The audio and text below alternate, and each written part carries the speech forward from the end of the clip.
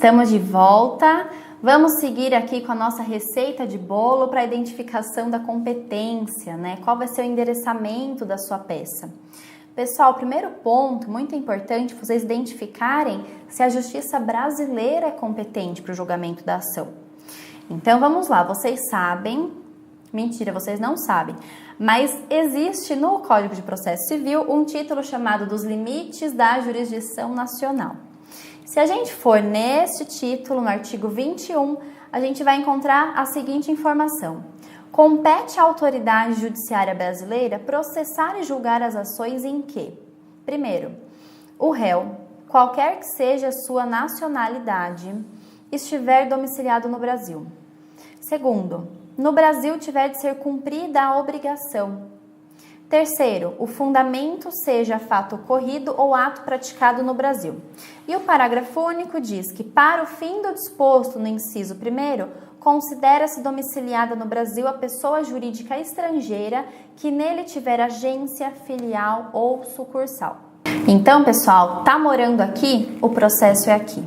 Ah, o problema envolve uma empresa, mas a empresa é americana. Não interessa. O problema foi com a filial dela no Brasil? O processo é aqui, beleza? Próximo artigo é o 22, diz o seguinte. Deixa eu ler aqui na frente, acho que fica mais fácil. Compete ainda à autoridade judiciária brasileira processar e julgar as ações de alimentos quando o credor tiver domicílio ou residência no Brasil. Então, lembre que a regra para alimentos é o foro do domicílio do alimentando, tá bom? B. O réu mantiver vínculos no Brasil, tais como posse ou propriedade de bens, recebimento de renda ou obtenção de benefícios econômicos, ou seja, onde o alimentante tiver renda, mais fácil de executar de repente. Segundo, decorrentes de relações de consumo, quando o consumidor tiver domicílio ou residência no Brasil. Terceiro, em que as partes, expressa ou tacitamente, se submeterem à jurisdição nacional. Pode ser por contrato, inclusive. O artigo 23, deixa eu passar aqui para vocês, ele vai dizer que a autoridade judiciária brasileira, né, compete à autoridade judiciária brasileira com exclusão de qualquer outra. Então, ele trata especificadamente de competência exclusiva, tá bom? Inciso 1º, acompanhem comigo. Conhecer de ações relativas a imóveis situados no Brasil. Segundo, em matéria de sucessão hereditária, proceder à confirmação de testamento particular e ao inventário e à partilha de bens situados no Brasil, ainda que o autor da herança seja de nacionalidade estrangeira ou tenha domicílio fora do território nacional. Terceiro, em divórcio, separação judicial ou dissolução de união estável, proceder à partilha de bens, veja de novo, com relação aos bens, situados no Brasil, ainda que o titular seja de nacionalidade estrangeira ou tenha domicílio fora do território nacional. Então, gente, em regra, sempre que a ação dizer respeito a um imóvel, provavelmente vai ser no local do imóvel, porque isso facilita a produção de prova, né, se for o caso. Então, essa regrinha, lógico que tem algumas exceções, mas a regra de local do imóvel é muito forte. Confiram, lógico, no código, né, mas é uma coisa que a gente já pode começar a ir gravando aí. Então, sendo de competência da Justiça brasileira, eu tenho que verificar se trata-se daquelas causas de competência originária dos tribunais superiores. E aí eu coloquei aqui para vocês no slide os artigos da Constituição Federal que tratam dessa competência originária nos tribunais, seja no STJ, no STF ou nos tribunais regionais federais, tá bom? Depois disso, né, se eu falei, bom, verifiquei que é nacional, verifiquei que não é originário de tribunal, então é justiça comum. Agora eu tenho que saber se é justiça comum federal ou estadual. E mais uma vez o artigo vai dizer pra gente se é, né? Toda a resposta, galera, tá no Vademecum. Então vamos lá para o artigo 109, inciso 1º da Constituição Federal. Ele diz o seguinte: as causas em que a União, entidade autárquica ou empresa pública federal, Caixa Econômica, né, só para a gente conseguir exemplificar, forem interessadas na condição de autoras, rés, assistentes ou oponentes, não importa quem ela seja no processo, praticamente, tá bom? Se eu tenho a União, vai ser a Justiça Federal. E é bem legal também, além da Constituição, a gente vê o que está disposto no Código de Processo sobre isso. O artigo 45, se vocês quiserem, inclusive, já colocar um clipe verde, né, que a gente vai usar para competência, na parte de cima do código, né, a partir do artigo 45, tudo sobre competência. Ele diz o seguinte: tramitando o processo perante outro juízo, os autos serão remetidos ao juízo federal competente se nele intervier a União, suas empresas públicas, entidades autárquicas e fundações. Então, mesmo que o processo esteja na Justiça Estadual, se eu tiver interferência de algum órgão da União, vai ser remetido para a Federal, tá bom? Por fim, a gente vai verificar aqui qual que é o foro competente em razão da matéria. E a competência em razão da matéria vocês vão encontrar aí a partir do artigo 46 do Código de Processo Civil. Acompanhem comigo no Vadmecum para a gente pensar em alguma dessas possibilidades, não vou falar todas, mas a regra geral, domicílio do réu, tá bom? Envolve bens imóveis, é o local do imóvel. É inventário, é partilha, domicílio do autor da herança. A ação em que o ausente for réu será proposta no foro do seu último domicílio. A ação em que o incapaz for réu será proposta no foro de domicílio de seu representante ou assistente. E aí vai, galera, se você for descendo, né, no caso eu tô descendo, vocês vão virando páginas, óbvio. Você vai até o artigo 53 com várias regras, né? A gente tem ação de reparação de danos, o foro do local, do ato ou do fato. Então, esses artigos são rápidos de ler. Vocês precisam decorar cada inciso? Não, óbvio que não. Vadmecum é seu amiguinho, você vai estar com ele na hora da prova. Então, tem alguns casos, é lógico, que a gente acaba decorando a regra. Então, eu sei que no caso de pensão é domicílio do alimentando, ponto. Tudo bem, dá uma conferida, tá? Apesar da gente já ter decorado ali essa regra, vai no artigo 46 e seguintes, bate o olho, dá uma conferida se é esse mesmo, né? A competência em razão da matéria. Bom, outro ponto que deve ser verificado é se é o caso de identificação de competência por regras de legislações especiais.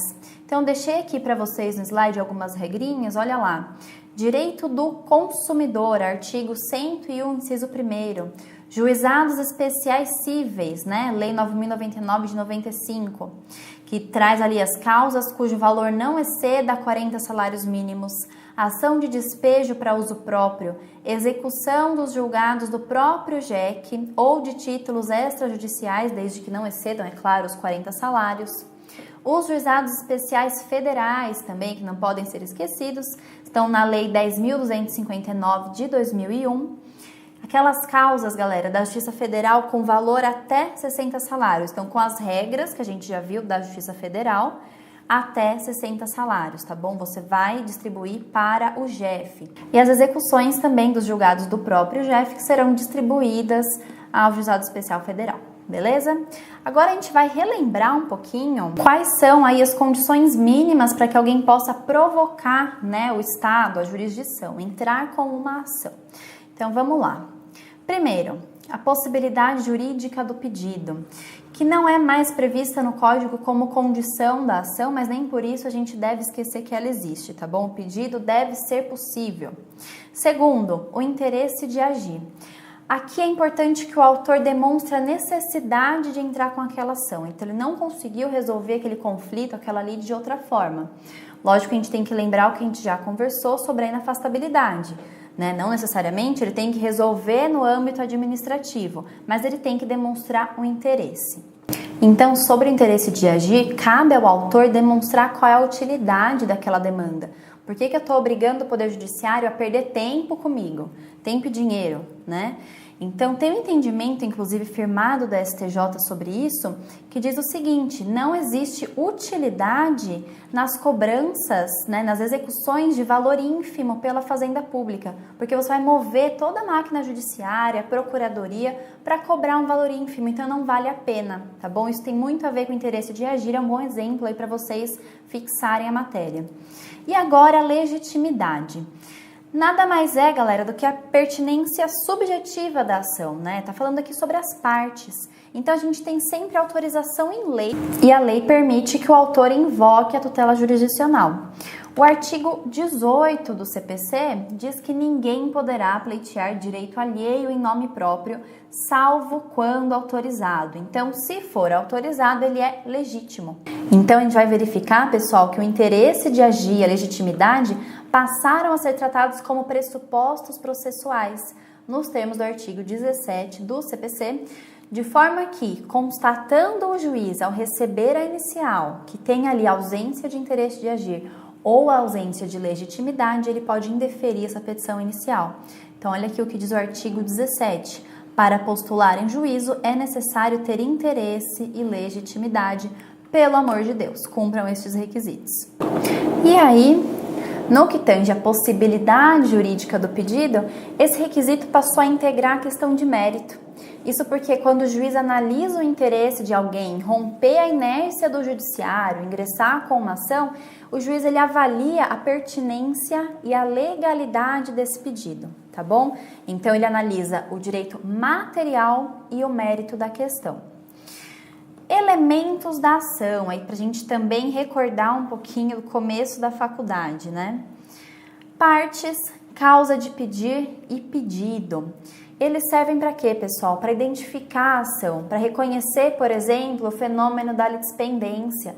Então, se eu tiver as mesmas partes, a mesma causa de pedir e o mesmo pedido, eu não posso propor uma nova ação, né, idêntica.